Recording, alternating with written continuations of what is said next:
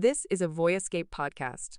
You can find all of our travel podcasts from around the world at voyescape.com.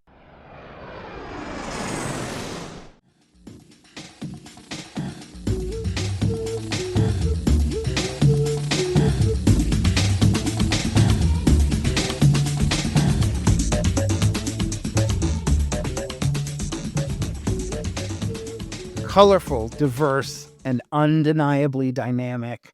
There's no place on earth like the subcontinent of India. One thing I've learned through about half a dozen visits to the country is that you're always going to come back with a good story. Today, I'm joined by my co-host, David Brody, as always, and we're going to talk about a place in India where I have not visited. So I'm going to ask a few questions, and I know you have just returned. In fact, you're still fighting the jet lag a little bit from this trip. Why don't you tell us a little bit about where you've just returned from? For sure. Well, I spent a little bit of time in southern India in the Karnataka province, and probably one of my favorite places during my trip was the capital city there, a place that probably a lot of people in the West know as Bangalore. That the name was actually changed back in 2014 to Bengaluru, which is its historic name in their local dialect, Kannada, and a really interesting city. I mean, this is a city that a lot of people call the sort of Silicon Valley of India. It's where a lot of the high tech and sort of technological developments are happening in the country. Very well known for that. It's well known for being kind of a green city, a lot of park space throughout the city as well. It is a place, I would say, of all the places I've traveled, that to find those really like hidden gems and the great parts to see, you had to dig a little harder for sure. It could be a challenging city to travel around, but super dynamic and interesting place as well. Very cool. Very cool. So speaking of digging for treasure and finding some gems, what were some of the gems that you found? What are some of the things that visitors can do when they go to this city? Well, I'll call out, first of all, a couple of the well-known kind of tried and true ones, and then maybe a few lesser-known ones. Probably one of the most iconic places to go is Bangalore Palace.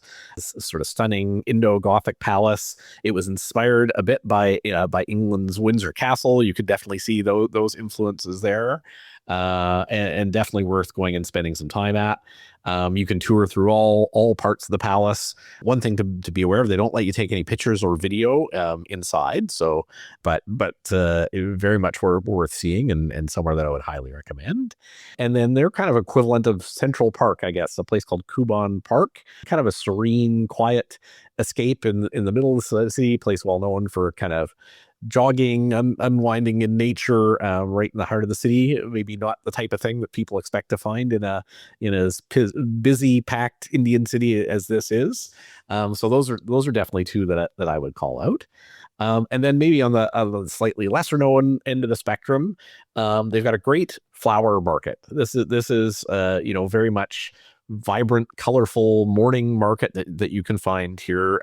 And this is, I should say, when I was there, I was the only tourist there. This is not like a prime tourist attraction necessarily. This is all locals. This is like a wholesale flower market and fruit and vegetable market, and it is a bit of gritty India for sure. Like it is dirt roads and it is a full on experience when you go down there. But some makes for stunning pictures with all the flowers there, and really does give you a good sense of what India is like, and getting more into the a little bit more authentic local experience. So I would recommend seeking that out. And early morning is the best time for that. I was there about 7:30, 8 o'clock in the morning, and it was very bustling, jam-packed already by that time. And then another one that we really enjoyed when we were there as well is the Industrial and Tech Museum as well. Being that this is like a high-tech city, a really cool science tech museum they've got there. It's very hands-on. And I certainly, didn't realize the extent, for example, of India's space program or some of their contributions to medicine and other, and just the tech industry in general. And it has got, 5 floors of interactive exhibits and sort of the history of science and technology and innovation throughout India. So definitely something that I would recommend checking out as well. One watch out, or one thing to just be aware of, I would say, when you come to the city, is that it is busy, really busy. Like, it is probably more so than almost anywhere I have been in the world. Taking an Uber or a rickshaw or tuk-tuk sort of from one part of the city to the other. Often I would be doing trips that were 5 kilometers, 6 kilometers that could take over an hour because of just how jam-packed the city was, and just how busy you will find different parts of it. Yeah, absolutely. And everywhere else I've been in India, I mean, again, I haven't been to Bangalore, but whether it's Delhi or Mumbai or it's in southern India, everywhere I've gone, I think it's probably some of the best people watching in the world. Like, I think you could probably sit down on a bench for an hour and you would never be bored. I mean, I've seen things in India that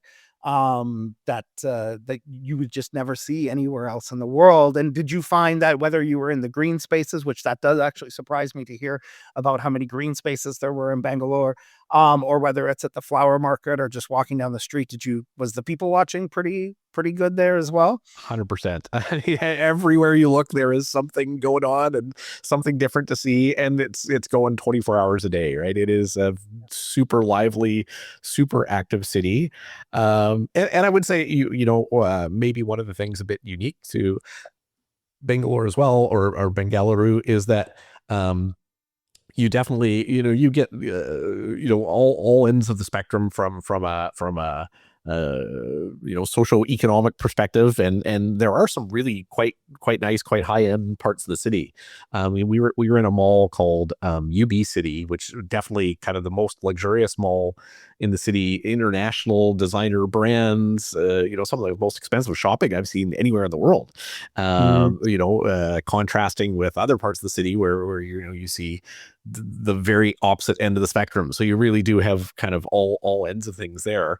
One thing great about UB City is that they had this great outdoor area right at the top of the mall where a number of really, really good restaurants. So somewhere I would really recommend from a dining perspective. We went to a great Turkish restaurant. I think it was called Oz Modern Turkish, if I remember correctly. Great Turkish restaurant up there, but a ton of great restaurants and nightlife and stuff up there. So that was definitely somewhere I would recommend checking out. Well, we're talking about food. Let's we always, in this podcast, we talk about favorite places to eat. What would you recommend? So I'll call it a few. I mean, it was I'll call a couple of specific restaurants and then maybe a couple of districts as well. So a place called MTR 1924, which is but it's been there since 1924, known for its doses and idlis and filter coffee. Very iconic place. And another one that was super popular with locals, multiple locations throughout the city where we had great food, me and a group that I was with, called Rameshwaram Cafe. We went to a couple of different locations. The one I liked best was probably on a street called, if I remember correctly, it's 100 Miles Street or something similar to that. But they had, I bought dinner for a group who I was traveling with that one night. And I think for 6 of us, dinner and drinks for everybody was about 13 Canadian dollars for 6 people. So it's very affordable, really great food. And this is definitely, again, a place where you're going to see far more locals than travelers at. The other thing the city was known for is a really good coffee scene. There's a chain called Third Wave Coffee that had a number of locations throughout the city. Probably my favorite coffee spot was a place called Paper and Pie, which combines sort of a co-working space with artisanal coffee and desserts. So that's one I would highly, highly recommend as well. And then just in terms of districts to go to, if you're looking for cool restaurants, probably my favorite was a place called Church Street. This has got a ton of different, coffee shops, restaurants, international cuisine. There's a great pizza place called the Pizza Bakery with big wood burning ovens there. A lot of cool bars and restaurants, a lot of micro breweries there as well. And the other thing I would say it's known for, big shopping district, nightlife district, and bookshops. A ton of different bookshops. So if you're a book lover, a great place for that as well. And also a lot of co-working spaces. So, you really get a bit of a sense of the, that India's role in the modern tech industry there. There was, WeWork had an outpost there. On Church Street, there was another one called Beehive, which was a local Indian sort of variant of like a WeWork type place that was kind of buzzing. And then another one called Indo-Cube that had multiple locations throughout the city as well. So I could see it being like a great destination for like digital nomads if you wanted to go spend a month working there or something and immersing yourself in kind of that Indian high tech culture, around Church Street. And Coromandala was another neighborhood that had a lot of that sort of high tech flavor, and some of the cool restaurants and shops and stuff as well. Yeah, very cool, very cool. And I know we've talked about this in the past as well, that India, in as much as it is fascinating and totally engaging, it can also be a country that visitors find exhausting. And so I always recommend, if somebody's going to India for the first time, be very careful about your hotels. Choose a hotel that's going to be comfortable, that you're going to go back to at the end of the day. That's your refuge, that you feel truly relaxed and you can exhale. And I'm sure you have a couple places that you would recommend staying in Bangalore and in that area. Yeah, I mean, there's no doubt about it. You can find things at all ends of the budget spectrum, but this summer I'd splurge a little bit when it comes to hotels, because there are some great luxury hotels that are quite affordable, in terms of being international, world class luxury hotels as well. The JW Marriott there is in a great location. It's overlooking Cubbon Park. It's right adjacent to that UB City mall that I talked about earlier. So you got a lot of great dining options, some of the great coffee shops in town around there. Taj is, a well-known Indian luxury hotel chain. They've got a number of locations throughout the city. I had a chance to see a few of them. Probably if I was going to, call out one, I would call it the Taj West End. It's a sort of colonial era hotel in a really lush garden setting, made a very serene escape in the heart of the city. Shangri-La has a really stunning property in the city that had a great rooftop bar. It had what looked like a phenomenal spa, their Chi Spa there. So the Shangri-La, is always a great choice anywhere in the world, but certainly this looked like a great location. And then if you are looking a little bit at the more, budget friendly, but you still want to be in sort of a modern kind of boutique style place, there was seemed to be an Indian chain of hotels that I saw a couple of different locations throughout the city called Bloom Hotels that looked very kind of bright, modern, but much more affordable, kind of micro rooms and that as well. That would, I think, be a solid choice as well.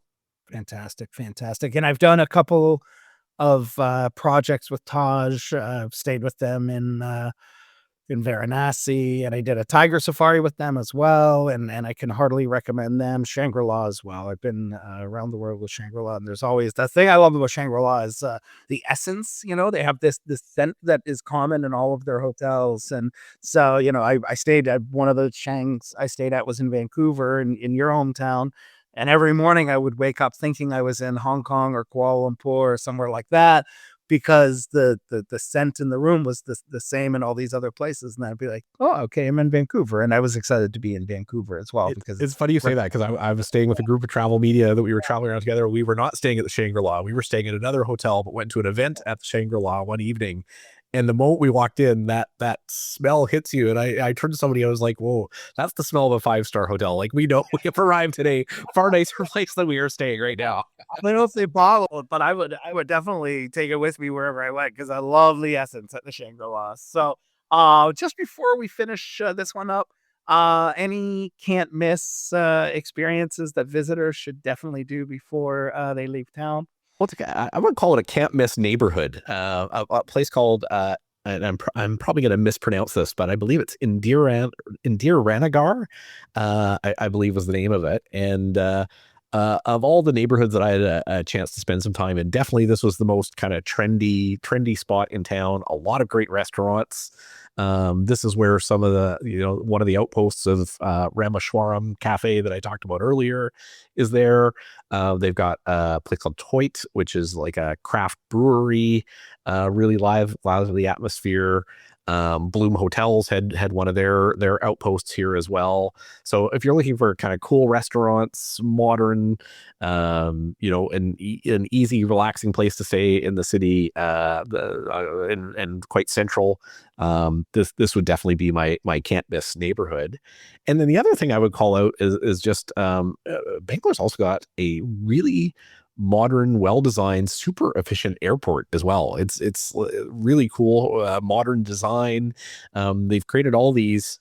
It's hard to describe them. They're like these giant wicker baskets and modern art displays all hanging from the roof all throughout the hotel, throughout the airport. It's clearly a very new airport, a super efficient airport as well. So not normally somewhere I would call out as a can't miss, and but it was a very cool airport. Highly recommend it. Absolutely. First impressions matter, and also last impressions. And so, likely you're going to be flying in or flying out of that airport. So that is definitely an important thing. I've learned a lot today. I put Bangalore and the area on my list for my next trip to India, which is long overdue. And thank you so much, David, for sharing about your very, very recent trip there. Yeah, and one last thing I would say is that just in terms of why to go. I mean, part of it is definitely seeing, if you want to see that sort of modern emerging tech industry that's happening in India and get some of the flavor of that. That's definitely something that you're going to get when you're here, if you find the right neighborhoods, and you do have to dig a little bit to find them. But also, this is a great gateway to this tremendous province in southern India, Karnataka, where the most tigers anywhere in the world, the most elephants anywhere in the world, some great coffee hill stations. So there is a lot to recommend this as an area to come spend some time for sure. That sounds amazing. And I, as somebody who had an absolutely spellbinding tiger safari in central India many years ago, I mean, 8-9 years ago, I can say that there's definitely almost nothing more thrilling. I mean, I've been on many African safaris, and African safaris are incredible, but seeing a Royal Bengal tiger in the wild is something that you're never going to forget. So that sounds like something also to put on the list. Thanks so much, David. Thanks, Tim. And we're going to be back next week. I'm actually going to do a special edition of Travel and 10 together with one of our other podcast hosts from the Voyescape Podcast Network, James Hammond from the Winging It podcast, who was with me when we were in India last week. And we're going to talk a little bit about some of the other things outside of Bengaluru that you can see in Karnataka province as well. So I'm looking forward to catching up with James for that conversation as well. Sounds good. Looking forward to it. Thanks, Tim. Thanks, David.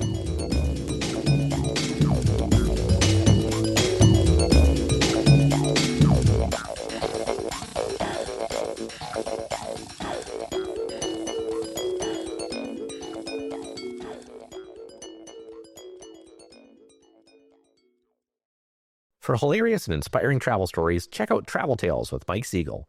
As a comedian and TV host, he's got some of the best travel stories out there. Find it at voyescape.com.